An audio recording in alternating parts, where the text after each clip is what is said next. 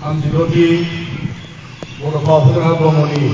थैनाय सान फालिनाय हाबाफारियाव गिबियावनो बयनिसिमबो फुंबिलिनि गाहाम हामलायनाय नोंथांमोननो बावहरबाय आरो बे हाबाफारियाव बाहागो लानाय जोंनि जिरु दुलाराय बर' फरायसा आफादनि गाहाय नेहाथारि लोगो आफादगिरि आरो गुबुन गुबुन दैदेनगिरि नोंथांमोन लोगोसेयै जोंनि बेवहाय उपेन्द्रनाथ ब्रह्म ट्रास्टनि मानगोनां मानसिगिरि सार डक्टर दिमासार हेब्राम Mushahary power of attorney Bishnu Prasad Brahma आरो लोगोसे जोंनि बे हाबाफारियाव बाहागो लानो हानाय क'क्राझार जिल्ला बर' थुनलाइ आफादनि मानगोनां आफादगिरि गाहाय नेहाथारि आरो बेवहायनो बाहागो जानाय बड'लेण्ड गभर्नमेन्टनि बिटिसिनि मानगोनां जइन्ट सेक्रेटारि बिनु मुसाहारि बिथां आरो लोगोसे बेवहायनो गुबुन गुबुन बिथांमोननि अफिसियेल्स आरो जोंनि बे हालामनि आरो ओनसोलनि गुबुन गुबुन जोंनि बेवहाय नुजानो हानाय दैदेनगिरि नोंथांमोन दुलाराय बर' फरायसा आफादनि जिल्ला आरो दख'रानि जोंनि मावथि लोगो नोंथांमोन आरो बेवहायनो बाहागो लानाय बे हालामनि ओनसोलनि फरायसा नोंथांमोन आं बयनिसिमबो दिनैनि बड'फा उपेन्द्र ब्रह्मनि बे थैनाय सान फालिनायाव नोंथांमोन बयखौबो बरायनानै लाबाय। दा दिनै 10 मेआवहाय जों मिथिगौ साफ्रोम गेदेमा सुबुङा गावनि जिउआव मोनफा मोनफा आगान गालाङो आरो बिथांनि जाय जोनोम समाव बिथाङा बारहुंखा अखा बै समाव 1 मे खालि जोनोम मोन्दोंमोन आरो बिनि उनाव जोंनो बिथाङा 31 मार्चआव जोनोम मोन्दोंमोन नाथाय बिथाङा जेला रुंसारि जायो बै 31 मार्चआव जोनोम जानायनि उनाव दिनैनि दिनाव बिथाङा आरोबाव गाव रुंसारि जानाय समाव बर' माहारिनि गेजेराव गोसोम जोमै सोमखोर एबा जोंनि बयनिबो माहारिनि थाखाय मोनसे साग्लोबनाय अखा बा बारहुंखानि सम बायदि गालांदोंमोन। दा बेनिखायनो मानगोनां नोंथांमोन जोङो मिथिगौ जे बड'फा उपेन्द्र ब्रह्मआ फरायसा हिसाबै दैदेनगिरि हिसाबै आरो फरायसा समाव गावनि गोहोम गोनां गोसो नाजानायजों गोब्राब फरायनायखौ बिथाङा गावनो सासे ट्रु चाइल्ड अफ लार्निं होननानै बिथांखौ गोबाङानो फोरमायो आरो जों बेखौ मिथियो जे बिथाङा नंगुबै गोथार गोसोजों सासे फरायसा हिसाबै गावनि बिदिन्थिखौ गालांबाय बिथाङा जे जिखिनि बिथाङा मेट्रिकआव डिस्टिंसन लानाय बिनि उनाव बिथांनि गासै जे फरायनायाव बिथाङा फार्स्ट क्लास आरो डिस्टिंसन एक्सेलेन्ट सासे सोलोंसा हिसाबै फरायसा हिसाबै बिथाङा गावनि डिग्री लानायाव एमएससी डिग्री लानानैबो बिथाङा बिए डिग्री लानाय क'क्राझार कलेजाव आरो बिनि उनाव एलएलबी स्टुडेन्ट थानाय समाव बिथाङा रुंसारि जालांदों। दा बेनिखायनो फरायसालि नोंथांमोन जोङो बिथांनि बे फरायसा समनि बिथाङा जे सासे ट्रु चाइल्ड अफ लार्निं आरो बिनिफ्राय जोंनि फरायसाफ्रा इयुन जेनेरेसनाबो जोङो बेखौ सोलोंनानै लाखिनांगोन जे बड'फाया सासे माहारिनि दैदेनगिरिजों लोगोसे बिथाङा जोंनि थाखाय फरायसाफोरनि गोबां गेदेर थुलुंगाथाव सासे सुबुं। दा बेनिखायनो फरायसा नोंथांमोन दिनै बिथांनि रुंसारि जानाय सानाव जोङो बिथांखौ गोसोखांनायजों लोगोसे जों बे गासै बिथिंखौ जोङो गोसोआव लानांगोन आरो बेजों लोगोसे जोङो मिथिगौ जे जोंनि बे जेसेबां बिथांनि दैदेननायाव आरो बर' माहारिखौ बिथाङा ओरैबायदि समाव गासैबो हारि माहारिनि मोनदांथिखौ बिथाङा फोजाखांनानै लाबोदोंमोन मानोना जाय समाव बिथांमोननि दैदेननायाव दुलाराय बर' फरायसा आफादगिरि थानाय समाव बिथाङा फरायसा आफादनि दैदेननायाव गाव दैदेनगिरि हिसाबै आरो बै समनि बर'फोरनि थासारियाव गुबुन गुबुन सानथौ आरो सानस्रिजों आरो गुबुन गुबुन आइडिय'लजिकेल इनक्लाइनेसनजों जोंनि बर' माहारियाव बायदिसिना बर'फोरनि साननाय हनाया गुलाय गुजाय सोलिदोंमोनब्लाबो बिथांनि जाय गोथौ साननाय आरो सानस्रिखौ लानानै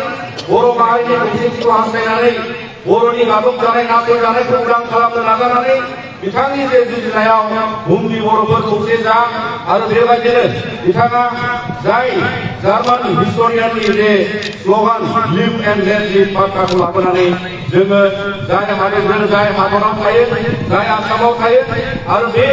बै समनि थासारिनिफ्राय लानानै बर'फोरनि नासय जानाय गादब जानाय बर'फोरनि राव थुनलाइ जौगानो हायै हांखोरोंखो जानाय अबस्थायाव बिथाङा गासैबो बर' माहारिखौ फोजाखांनायाव जों मिथिगौ बिथांनि दैदेननायजों साफ्रोम बर' सुबुङा गनायथि होदोंमोन आरो साफ्रोम बर' माहारिनि साफ्रोम सुबुङा जांख्रिखांनायनि मोनसे देंखोजों बिथांखौ मदद खालामनायजों लोगोसे बर' माहारिनि पलिटिकेल रिभलिउसन आरो बर' माहारिनि थाखाय गावनि राव थुनलाइ हारिमु दोरोङारि खान्थिजों थांनानै थानायनि मोनसे राहा हिसाबै बिथांनि सोमावसारनायजों बेबायदि जों नुबोदों आरो बेनिखायनो दिनै जोङो मिथिगौ जे बेबायदि गासै जेसेबां राजखान्थियारि दावगाथायनि राजखान्थियारि गियान होलांनायनि जे मोनसे जे दाराखान्थियाव बिथाङा बर' माहारिनि गेजेराव मोनसे पलिटिकेल मरालिटि खालामबाय जाय पलिटिकेल मरालिटिया बियो बर' माहारिनि पलिटिकेल मरालिटि जाय पलिटिकेल मरालिटिजों दिनै जोङो अराय सम जोङो बिथांनि दैदेननायजों फैयै फैयै जोंनि गासै बर' माहारिनि दैदेनगिरि एबसुनि गुबुन गुबुन समनि आफादगिरि बिएलसिनि दैदेनगिरि एनसिपिनि दैदेनगिरि आरो गुबुन गुबुन समनि थासारियाव बायदि खैदां खैफोद जुजिनानै बर' माहारियारि बादखौ लाबोनानै हारि दैदेननानै माखासे जाफुंसार थासारिखौ राजखान्थि भाबे दिनै जोङो मोगथां महराव मोनदों दा बेयो जाहैबाय जे दिनै जों मिथियो बयबो 1993आव 20 फेब्रुआरियाव बिएसि भट जाबाय बिनि उनाव 2003आव बिएलसिजों बिटिसि गोरोबथा जाबाय आरो बिनि उनाव थामथि गोरोबथा हिसाबै जाय एनडिएफबिजों एबसुजों लोगोसे इउबिपिअजोंहाय 27 जानुवारि 2020आव बेयो थामथि बर'फोरनि गोरोबथा जाहैबाय दा बे जाहैबाय जोंनि माहारियारि दावगानायाव गाव खुंथायखौ लानानै गाव मोनसे राजखान्थियारि गनायथिखौ लानानै जुजिनानै थांनानै थानो लुबैनायनि बेयो मोनसे बिदिन्थि दा बेनिखायनो बर'फोरनि थाखाय पलिटिकेलि जाय जों अट'नमिखौ हास्थायदों जाय पलिटिकेल अट'नमिया दिनै भारतनि संबिजिराव 6थि फारिलाइयाव जोङो थाद'नानै दं नाय बड'फाया जोंनो फोरोंलांदोंमोन जोंनो दिन्थिलांदोंमोन जाय लामाया आल्टिमेटलि बेयो सेपारेट स्टेट बड'लेण्डआव जायगा लानांगौनि थाखाय बर' माहारिफोरनि थाखाय बर'नि दावगानाय गाव खुंथाय गोहोखौ लानानै बर'आ बुहुमाव गेरेमसा माहारि जानानै लुबैनाय आरो बेबायदि गासै पलिटिकेल एसपिरेशन्स जोंनि ससिय' इक'नमिक डेभेलपमेन्ट रांखान्थि दावगानायाव आरो जोंनि सुबुं मोनथायजों बर' माहारिया डिगनिफाइड लाइफ आरो मान सन्मानै थांनानै थानो लुबैनायनि बे मोनसे दावगानायाव बर'फाया सोमावसारनायनि गेजेरजों जोंनि गोबां दैदेनगिरियाबो बिथांनि हान्थिनाय लामानि आगानजों आरो दिनैसिमबो जोङो फोथायो जे जोंनि दिनैनि बे पलिटिकेल मरालिटिया एक्जिस्ट खालामो आरो बियो दासिमबो थांनानै दं मानोना बिथाङा फोरोंदोंमोन जे बर'फ्रा मालाबाबो गिनाय गैया फियारलेसनेस आरो लोगोसे आनकमप्रमाइजिं लिडारशिप आरो बेबायदिनो खौसेयै बर'फ्रा गावनि खौसेथि गोहोखौ लानानै माहारिनि जुजिनायाव थांनानै थानो लुबैनायनि जुजिनायाव हिउमेन राइट्सनि जुजिनायाव लोगोसे भारत संबिजिरनि सिङाव जों जायखि मोन्थायखौ लानानै दावगानो नाजायाखै मानो जोङो दिनैनि जुजिनायाव बयहाबो बे मोन्थायखौ लानानै दावगानायनि मोन्थाय दङ दा बेनिखायनो बे फोरोंलांनाय बे हान्थिलांनाय लामाया जों मिथिगौ बे लामाया दाबो जों हान्थिजोबनो हायाखै दा बेनिखायनो मानोना नोंथांमोन जोङो बे फोथायनायखौ लाखिनांगोन जे बिथांनि सान्थौ आरो सानस्रिजों आरो जाय बिथाङा दिनैसिम 36 बोसोर जोंनि गेजेराव गैलिया नाथाय बै समाव जोङो गोसोआव दंबा जों मिथिदों लिरना गालांदों जे मानगोनां प्रसेनजित ब्रह्म बिथाङा बिथांनि गोदै सह'नि खाथियाव थानानै बिथाङा अग्रा अग्रा बुंदोंमोन उपेन उपेन नों जोंनि गेजेराव फैफिन नाथाय मानगोनां नोंथांमोन जों मिथिगौ बिथांनि जाय समाव बयबो खावलायदोंमोन बयबो लुबैदोंमोन बिथाङा फैफिननांगौ नाथाय खालिबोल' दिनै बिथांनि जोंनिफ्राय आनज्रायलांनाया बेयो मोनसे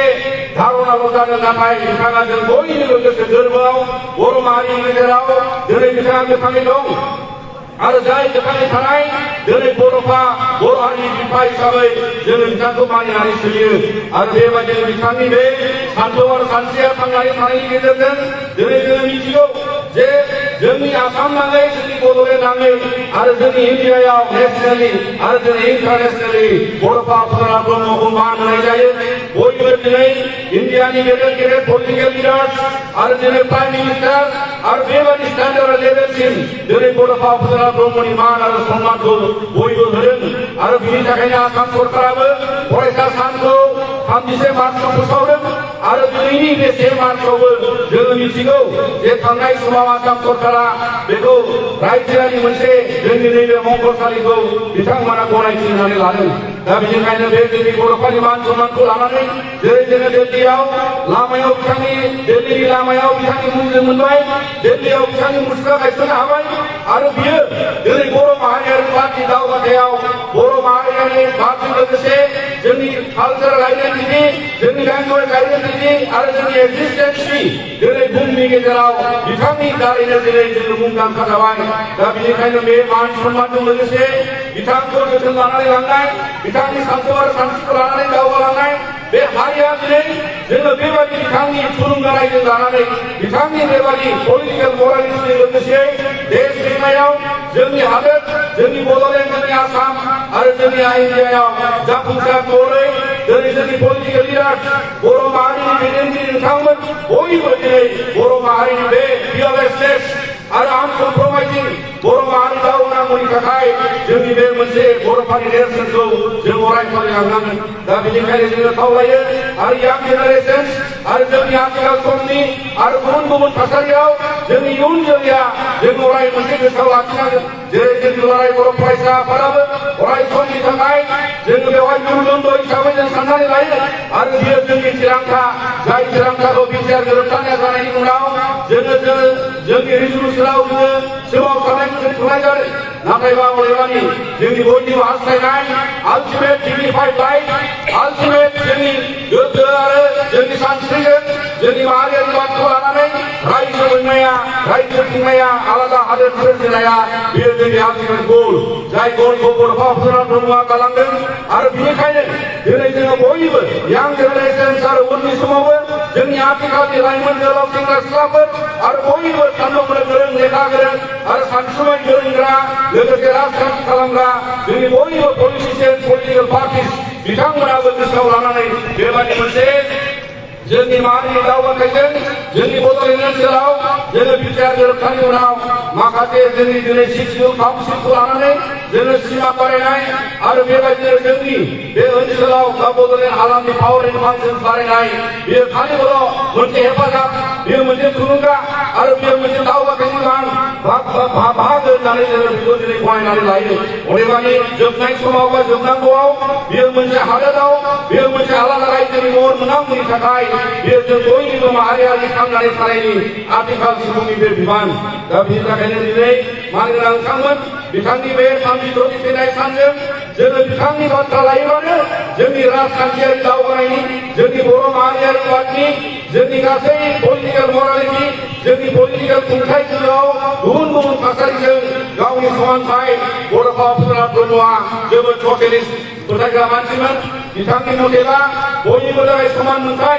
इकुवेल डिस्ट्रिबिउसन अफ रिसोर्सेस आरो बयखौबो जाहाथे गादबनाय नासयनायाव दोना बिनि थाखाय बिथाङा जाय गुबुन गुबुन हारि माहारिनि रानिबो जुजिदोंमोन आरो बिनि थाखायनो दिनै जोंनि हालामाव जोंनि आसामाव जोंनि इन्डियायाव बर' माहारिया बै समान मान सन्मानखौ लानानै थांनानै लुबैनायावनो थांनानै थानो लुबैनायानो बेनो बिथांनि हास्थायनाय मानोना बिथाङा ससियलिस्ट डेम'क्रेटिक प्रिन्सिपल्स आरो आइडियलजिकेलि बिथाङा बे मोनसे साइन्टिफिक डेम'क्रेसिखौ हास्थायनानै दिनै जोंनि गेजेरनिफ्राय आनज्रायलांबाय दा बेखायनो बे आद्रा सिमांखौ जाफुंसारनायाव बयनिबो मददजों आरो माहारि खांनायनि बे गोहोखौ अराय जोङो बड'फा उपेन्द्र ब्रह्मखौ मेरुदण्ड खालामनानै बिथांनि थुलुंगानायखौ लागोन होननानै जोङो मिजिंथिबाय दा बे समाव नोंथांमोन बयखौबो दिनैनि बे हाबाफारियाव बाहागो लाफैनाय आरो दिनै बावहाय दैदेनगिरि नोंथांमोन आरो लोगोसे